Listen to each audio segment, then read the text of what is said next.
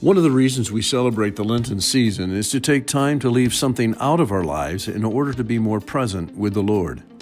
Take a look at what the children of Israel were called to do and think about it in relation to your life. Joshua 24:1 says, "Then Joshua summoned all the tribes of Israel to Shechem, including their elders, leaders, judges, and officers. So they came and presented themselves to God." New Living Translation. I remember something I did when I was in third grade in the Bauer Elementary School back in Michigan. I can't remember the name of the teacher, but I certainly remember the now famous event. I and some of my buddies thought it would be very funny to go up to the schoolyard before the school year started and see if we couldn't do something that would be a fun trick on everybody. Well, we found that the merry-go-round had been recently greased and maintained, and some of the grease was still on the fitting at the bottom. So we took the excess grease and spread it all over the bars, thinking it would be fun to watch the other kids grab the bars and slip off. We didn't think about the black grease getting on kids' clothes, but it did, and man, did some mothers get angry. Long story short, I was found out along with the 3 other kids that were with me. I was called into the office to present myself before the principal. That was one of the most scary things I ever experienced in my 8 or 9 short years. I was petrified because I knew what I had done had been found out, and now I was about to pay the price not only at school, but certainly at home too. This verse today reminded me of that moment in my life.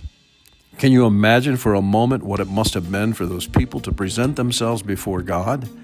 As often as these children of Israel had rebelled against God, and now they were summoned to present themselves willingly before this awesome and powerful God. When I presented myself before the principal, all of the guilt of my wrongdoing came to mind.